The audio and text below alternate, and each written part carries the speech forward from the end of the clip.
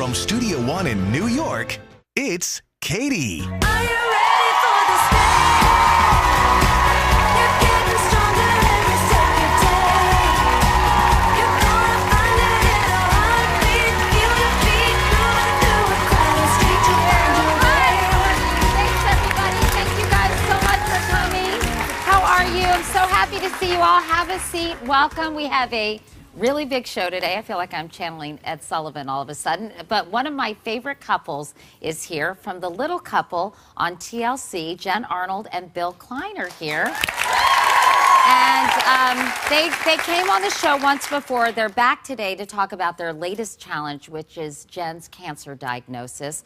But first, you're about to meet a man who has truly been to hell and back. I mean, this story is unbelievable. Imagine being accused of sexually abusing your own children and stepson and being sentenced to spend the rest of your life in prison, all for crimes you never committed.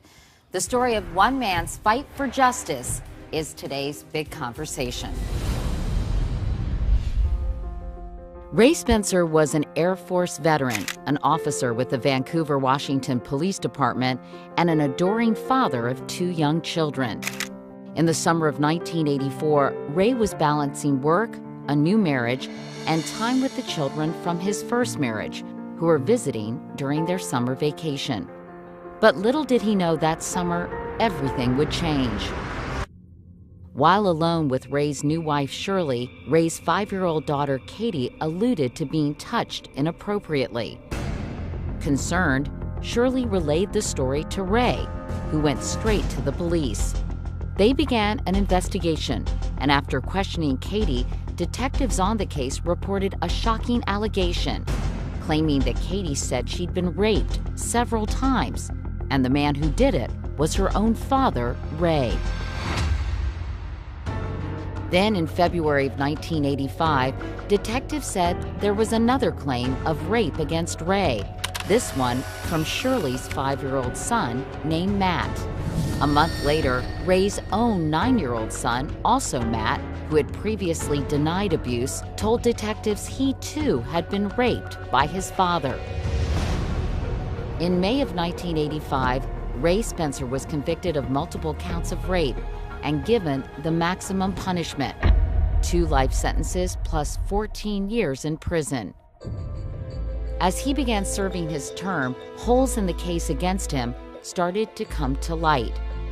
What really happened to Ray Spencer, and how did an innocent man end up behind bars for nearly 2 decades? To help us answer that question, please welcome Ray Spencer himself. Ray, this is such a wild and very complicated story, so we're going to kind of break it down bit by bit. This whole nightmare for you started when your then wife Shirley claimed your daughter Katie, her stepdaughter, had made some references about being touched. What did she say Katie had said? According to Shirley, she indicated that my daughter Katie had stated that her brother molested her or inappropriately touched her, an old girlfriend of mine, and her daddy. Hearing that, you decided, I'm concerned, I'm going to go to the police. Well, as a father, I couldn't ignore that. My assumption at the time was that daddy was someone that my ex-wife, the children's mother, was dating in Sacramento. So I initiated the calls to Child Protective Services in the state of Washington, the state of California. And suddenly, after those calls were made, you became the focus of the investigation.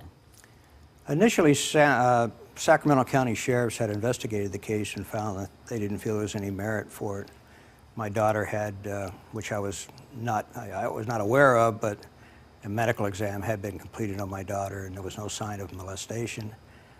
But a detective, Sharon Krause, at the Clark County, Washington Sheriff's Department wouldn't take Sacramento's determination that there was no molestation, so she picked up the case. She picked up the case and she interviewed your daughter, Katie. Ultimately, you were charged with raping your daughter Katie, and then two new allegations, as we saw in the setup piece, surfaced. Right. One by your stepson, Matt, who was also 5 years old, just like Katie was, right?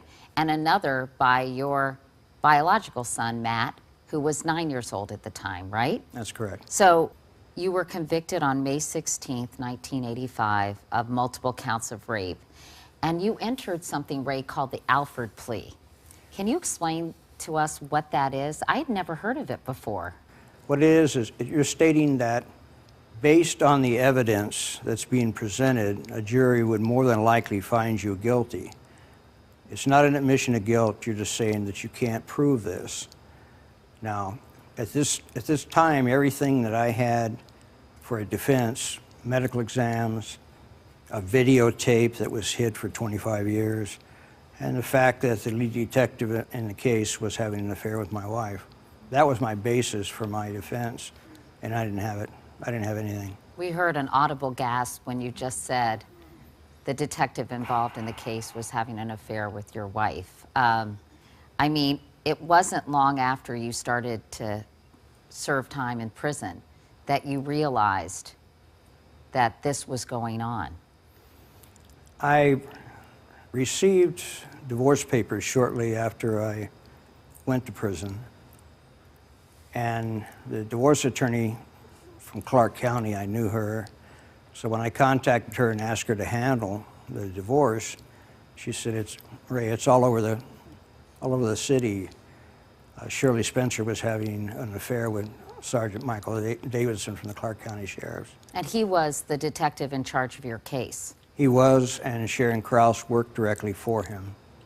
You realized something was awry almost immediately after you started serving time, but it took 19 years for you to be released, for the governor to commute your sentence. What took so long?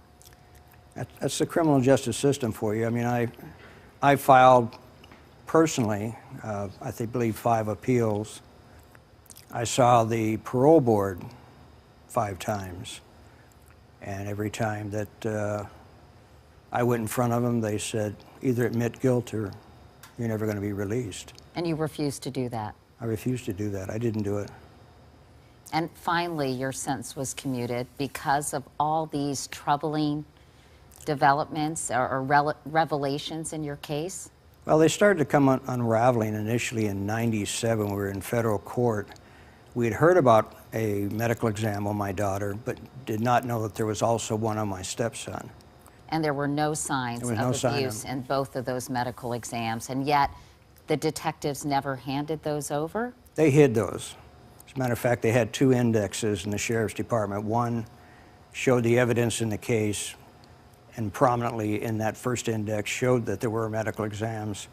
5 months later, there's another index made, and those medical exams suddenly disappeared. What kept you going?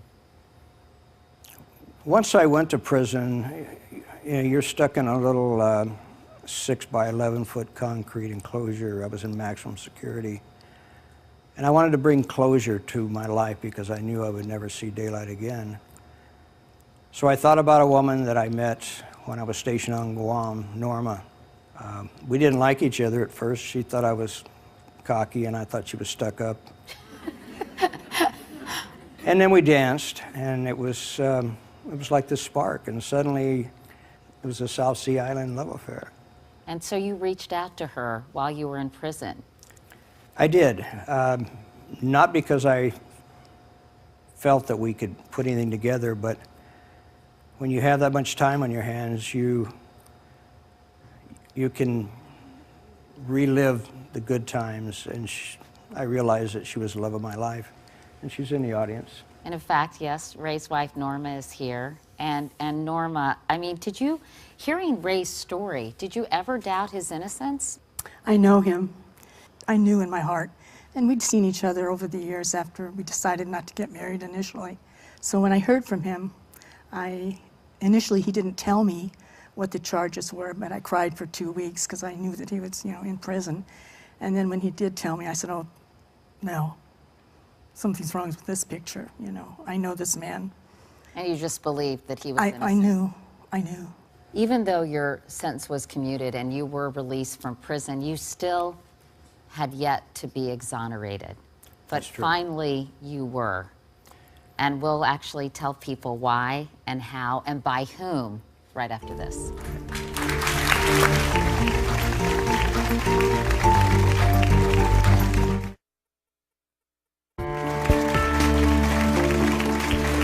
And welcome back. Ray Spencer is a former police officer from Vancouver, Washington, who spent nearly 20 years in prison after facing charges of molesting his own children. His sentence was commuted in 2004 by the governor of Washington, citing, quote, a number of troubling aspects of the investigation, including evidence of an affair between Ray's then wife and the lead investigator, and the omission of medical reports that could have been used to help prove Ray's innocence. Ray's children, Katie Tetz and Matt Spencer, are here. Welcome to both of you. Thank you all so much for coming. So this happened when you guys were pretty young. Katie, at the time, you were 5, you were 9, Matt. So what were you told about your father as you were growing up? I actually never really knew what the charges were. I was told that he had inappropriately touched us, and I was told that he actually pled guilty to it. And what about you, Matt? Basically that, yeah, he had touched us inappropriately. We didn't have any of the details of how violent these accusations were. Eventually we found out that he was in prison and that he probably won't be getting out because he never admitted any guilt. Was this just something that you accepted as fact? Did you ever think, wait, what? You have, on the one hand, people telling you that this had happened. You have your mom saying it was so traumatic that you're blocking it out.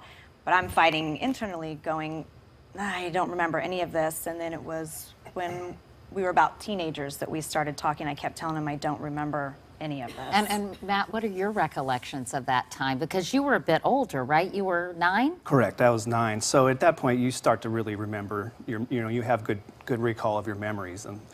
And so for me, it was a really struggle. It was a long struggle because I just eventually realized the magnitude of what had happened and that I felt very, very responsible for it. So the guilt eventually overwhelms you. And what was it, looking back on things, that made you make these allegations to begin with? Detective Sharon Krause, she was the main detective on this case. She was telling us what happened. She had it sure in her mind that this is what happened. And all we have to do is go along with this. And if we go along with this, then he can get medical help. And so we honestly believed we were doing the right thing, that we were going to get our father help, not knowing that he was going to get 2 life sentences handed to him. That's how she would position it, that he is sick, and if you say these things, then you can make him better. So here you're putting that on the shoulders of a 5-year-old and a 9-year-old. And the thing that's baffling is once I actually saw the police reports that she wrote up, it's not even vocabulary a 5-year-old would use. I didn't say those things. So that's when it really became very disturbing to me, when I saw what she was actually putting in quotes. It must have been so confusing at the time. It was very confusing, and it took many, many years to kind of decipher on really what happened, and was able to muster up enough courage to do something about it. I know that you were the first, Matt, to get in contact with your father because you had lost touch with him, but you reached out in 2005. Why did you want to reach out to your dad, and what was it like when you first met?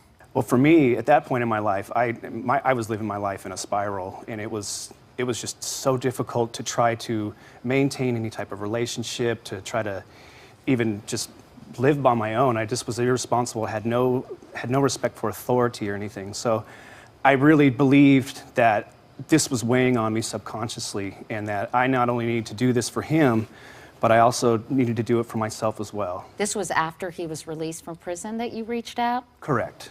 We had a no contact rule, so we had to get that lifted and begin contact. And Katie, I know it took you a little bit longer to follow in your brother's footsteps. Yeah. I just emotionally was not ready for it. I wasn't sure what was going to happen. We had been told if he ever got out, he would come and kill us. So I didn't know what this was going to be, and I didn't know how to approach it. I wasn't emotionally ready for it yet. When you ultimately got together with your dad, when was that, and what was that like? That was, I want to say, the first email I finally had the courage to send him, I think was August of 2007. And I just said, this is your daughter, and I have no idea what I'm supposed to say at this point, but I just want to know who you are. And he wrote back in 4 or 5 minutes. It was a very quick response, but I wasn't sure what I was supposed to say, but I just felt I needed to say something. Were you angry? Oh, no, no. They were babies. These were little kids. They took advantage of them. And then they had to live all those years without a father. You decided you wanted to do something that would clear his name once and for all. So what did you all do? We recanted our statements. Yeah.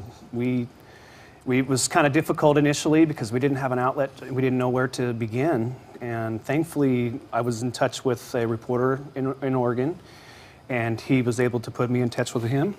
And we began communicating, and the first time I went up there, I told him by the end of that week, and I said, he looked at me and he said, hey, I didn't do this. And I looked at him and I said, I know in my heart you didn't do this, and that's why I'm here. And we began the process, and it was a very long process. So 20 years of your life wiped out. What happened to the woman you were married to at the time, Shirley? What happened to the detective she was involved with? And what happened to Sharon Krause, who, according to your son, Matt, badgered him until he would make these accusations? What happened to all these people? We just finished the federal civil rights case. The jurors held that Krause fabricated all these reports. Davidson, as her supervisor, co-signed them. The jury did hand down an award. They awarded you $9 million. They did. And the county is contesting it. Do you think you will get the money? We will. You can't just say, I'm taking my football and go home because you don't like a jury's decision. This is the basis of this country's criminal justice system. The jury spoke. Incidentally, we reached out to Clark County and the former investigators, Sharon Krause and Michael Davidson, as well as Shirley Hansen, for statements, but they all declined to comment. Ryan Smith is an ABC News legal analyst. And Ryan, I think people hearing this story wonder, how could this happen? Well, hearing their story, to me, it seems to be one of the worst cases of malicious investigation I've ever seen. And it shows you not only how tough it is to prove a negative, but how tough it is to prove that a police report is wrong. Now, the majority of police officers out there are wonderful, but every once in a while, you have somebody who can put something in a report, hide something, not disclose something, and you give that to prosecutors. They will then take that case and go with it, treating that as fact. So prosecutors then go forward, and what can you do to back that up? There's another sidelight to this too. In Ray's home state, there is a child hearsay law. So if he would have gone to trial, he wouldn't have been able to cross-examine Katie or Matt on the stand. Now, that's a tough thing to do in the first place, but at the same time, I hear Katie and Matt and their stories and hear how maybe on the stand it would have become clear maybe that, hey, this never happened, but he wasn't given that opportunity. Or his attorneys. Yeah. So all of these things stacking up against you is how this happens. One thing I say is incredible. Ray could have backed down. He could have said, yes, I admit guilt, stop the fight, but it shows you how important it is to fight when you are telling the truth. What is your relationship like with your father today, and do you all feel as if you can make up for lost time? It's incredible today. I mean, I have never had such a weight lifted off of me just from this whole process. You can see it in his face. We're so very close now. And he's such an incredible man. I mean, who gets a PhD in prison? Nobody ever has. This man does. I mean, most people go into prison and they come out a monster. He came out just an impeccable human being. Yeah,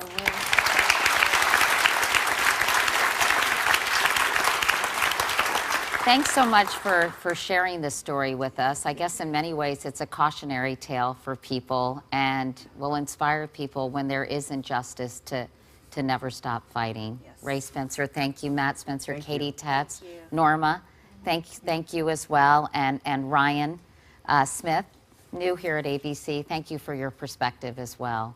And we'd love you to join the conversation by going to our website at katiecouric.com. Let us know what you think about Ray's story. We'll be back right after this.